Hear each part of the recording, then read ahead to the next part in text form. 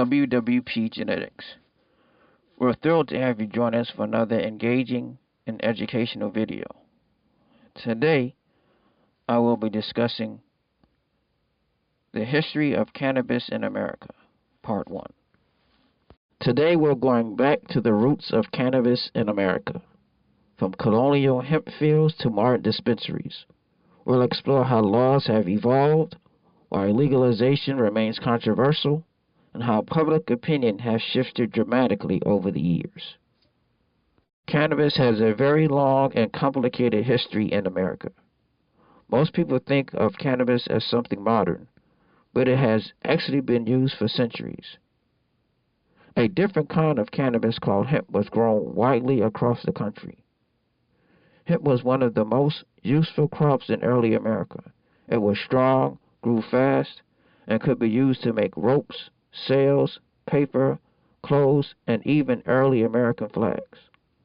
Some important historical figures in America like George Washington and Thomas Jefferson grew hemp on their land and talked about how valuable it was for the economy. For a long time, cannabis wasn't seen as dangerous. In the 1600s through 1800s, hemp was a stable crop in colonial America. In 1619, Virginia required farmers to grow hemp. It was considered patriotic and practical. In the 1800s, doctors used cannabis extracts to help with things like pain, sleep problems, and stomach issues. It was available at pharmacies and sold like any other medicine. There weren't strong rules about it.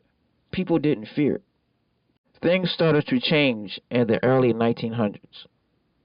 In the times between 1906 through 1937, poison laws and the Marijuana Tax Act of 1937 began restricting cannabis.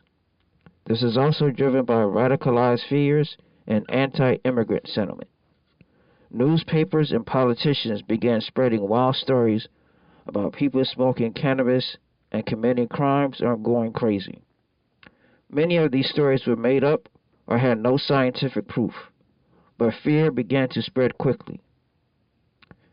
Much of it was aimed at Mexican immigrants and black communities and jazz musicians. The government started using marijuana as an excuse to target these groups. Other propaganda that was spread at that time was the movie Reefer Madness and Harry Anslinger's anti-marijuana rhetoric.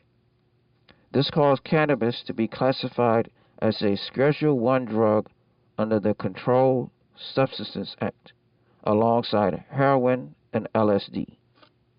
This shocked many people, especially doctors and researchers who knew cannabis had benefits. Some experts at the time spoke out and said the fears were being greatly exaggerated, but they were ignored and the law stuck. Most people stopped using cannabis, and doctors were pressured to stop prescribing it. Then came the war on drugs.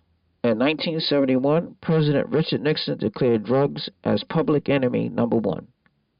But many believed this war was never about drugs. One of Nixon's own advisors later admitted that they used cannabis and heroin laws to break up groups they didn't like. The government started arresting people in large amounts, especially for cannabis. These arrests often targeted poor neighborhoods and communities of color.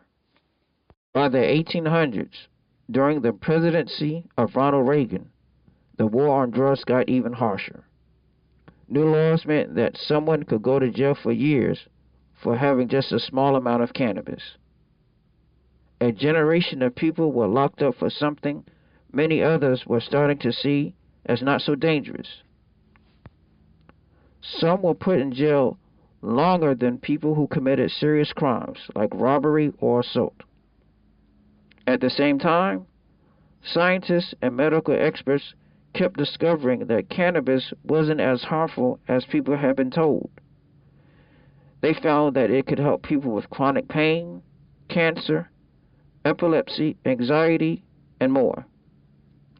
People living with serious illnesses began using it secretly, and some doctors started speaking out again, just like they had in the 1800s. The fight to bring cannabis back into the medical world had begun. In 1996, something historic happened. California became the first state to legalize medical cannabis.